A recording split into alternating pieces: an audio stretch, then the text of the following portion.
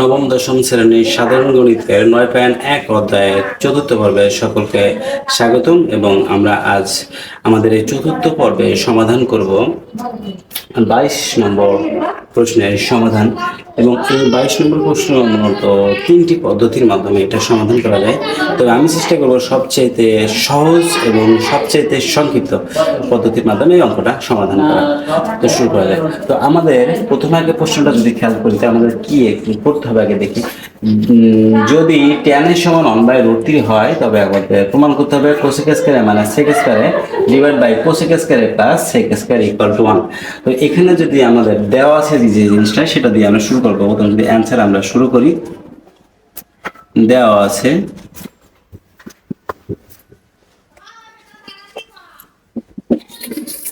tan equal 1 divide by √3।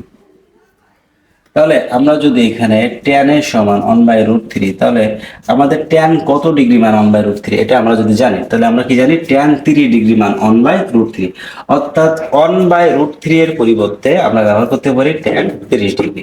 এখন উভয় পক্ষ থেকে যদি আমরা tan বাদ দিই, তাহলে এখানে থাকে a সমান 30 ডিগ্রি। তাহলে কি পাবো আমরা? a সমান 30 ডিগ্রি। এখন আমাদের যে প্রদত্ত রাশি যেটা আছে, সেটা যদি আমরা ব্যবহার করি, প্রদত্ত রাশি আমাদের কি আছে? কোসেক স্কয়ারে মাইনাস সেক স্কয়ারে ডিভাইড বাই কোসেক স্কয়ারে প্লাস সেক স্কয়ারে সমান।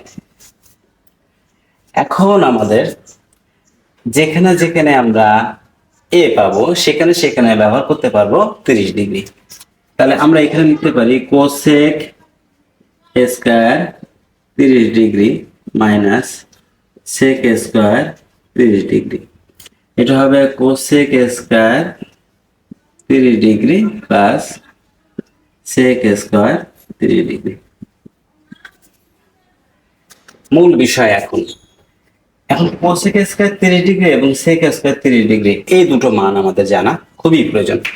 এই মানগুলো মনে রাখার একটা শর্ট টেকনিক আছে, যেটা আজকের ভিডিওতে না, আমরা অন্য কোন একটা ভিডিওতে এই শর্ট টেকনিক গুলো মনে রাখার বিষয়ে আমরা একটি ভিডিও দেব।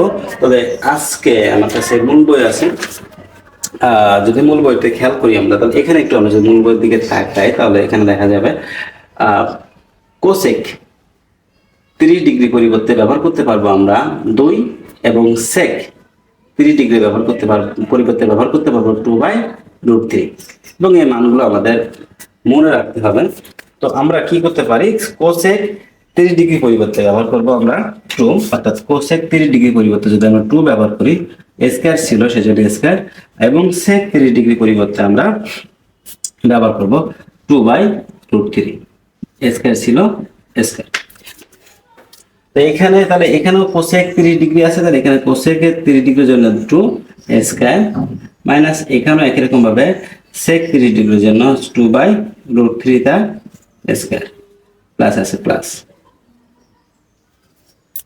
2 কে স্কয়ার করলে কত হবে? 4 প্লাস 2 কে স্কয়ার করলে 4, √3 কে স্কয়ার করলে 3। একই রকম ভাবে 2 কে স্কয়ার করলে 4, 2 কে স্কয়ার করলে 4, √3 কে স্কয়ার করলে 3। পরবর্তী অংশ যদি আমরা এখানে করি, 4 লসাগু করলাম, তাহলে 3 হবে লসাগু। এবার 3 দিয়ে 4 কে যদি গুণ করি, 3 এর 4 12, যোগ এই 3 দিয়ে যদি 3 কে ভাগ করি, তাহলে 1 এর সাথে যদি 4 দিয়ে গুণ করি, তাহলে 4 একে 4। একই রকম ভাবে নিচের অংশ যদি আমরা লসাগু করি, তাহলে লসাগু হবে 3 দ্বারা যদি আমরা 4 কে গুণ করি, 3 এর 4 12 প্লাস একই রকম ভাবে 3 দিয়ে 3 কে ভাগ করলে 1 এর সাথে 4 এর গুণ করলে 4, সরি এটা মাইনাস,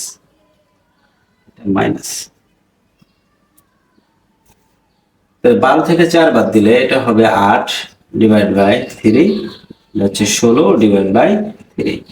তাহলে এটা হবে 8/3 গুণিতক ভগ্নাংশটা উল্টে গেলে হবে 3/16।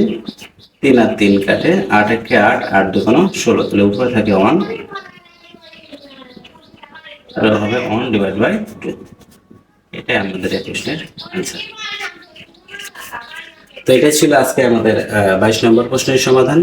আশা করি ভালোভাবে বোঝা গেছে। এবং একটা বিষয় বলতে চাই যে মানগুলো মনে রাখার জন্য একটা শর্ট পদ্ধতি আছে, এটা আমরা পরবর্তী একটা ভিডিও দেব, এবং আমাদের সাথে থাকুন, তাহলে সমস্ত টেকনিক সম্পর্কে আপনাদের একটা ধারণা আসবে।